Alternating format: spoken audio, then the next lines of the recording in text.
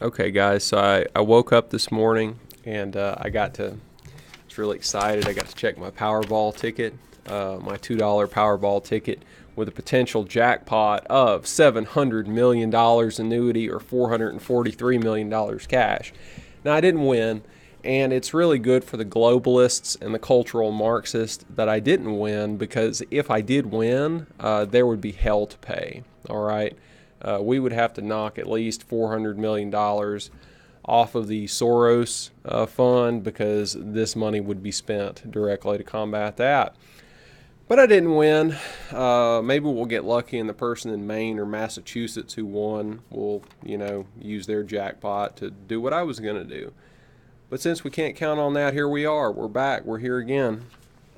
I want to talk about this gambling stuff and how it's used when they try to put it in place the first time. The politicians think if we start a state lottery or if we allow casinos to come in or some other kind of thing, we'll generate tax revenue from the public, and therefore we will have more money to play with as politicians, and that always excites them.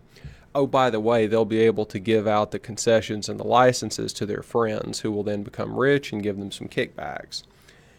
But all of that, just economic growth, is not a good enough argument for the public. So they have to do a carve out and say, whatever money is going to be generated from this $2 ticket that I bought, we're going to give 10 cents or 20 cents or 30 cents or even 5 cents to education. It's going to go in a state educational fund. And that sounds good. And, save the children, all that kind of stuff. But the problem with money for education is that money is not the problem. The liberals and the progressives and all those people on the left have this delusion that all people are the same. And they can deny it all they want, but it's the truth. It's what they really think. So therefore, any problem in educational outcomes is definitely the result of a system rather than people. And I would submit to you that if you have a child and that child comes from a stable two-parent household, you can put that child in basically any schoolroom anywhere and they will learn, because they're going to be self-motivated and they're going to have parents who help them learn and have high expectations for them. If you take a child from a bad part of town, in any town, and it's a single-parent household, there's a bunch of kids in the family, there's only one parent. If that parent works, then they're really not going to be around a lot. Then that kid isn't going to have anybody to hold expectations for him hardly at all. It's just like, get out of my face and stop bothering me, and whatever else you do, I don't care. So that kid can show up to some of the best schoolrooms in the country and still not learn, because the stuff inside the child is maybe lacking, and then the stuff outside, the parents, the family structure, isn't going to help prop up whatever's already not going on. So these things, you shouldn't ever support this kind of stuff when it's being sold to you on the basis of money for the children.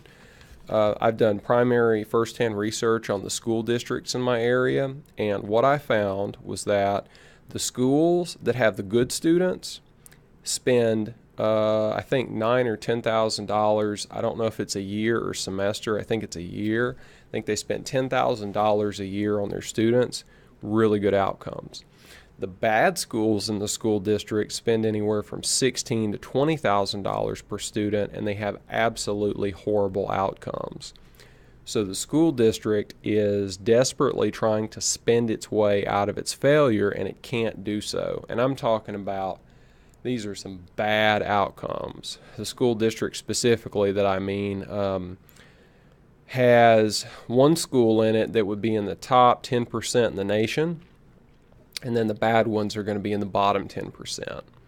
So we have a range here in this school district that I'm talking about that is mind-boggling. It probably doesn't exist in many places in the country. So it was a good place to do the research, and that's why I picked it. So to just bring it all back, I'm going to keep playing this damn thing, and if I win, our enemies are going to suffer grievously. But you shouldn't ever basically believe politicians when they say they've got your best interest at heart. It's like, you know, we're gonna do XYZ development, and it's like zoning. If you've never been to a zoning board meeting, you should definitely go.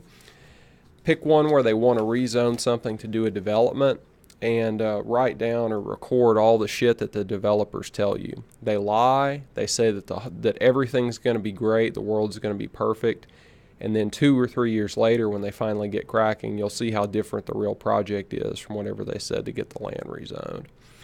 Okay, guys, thanks for your time.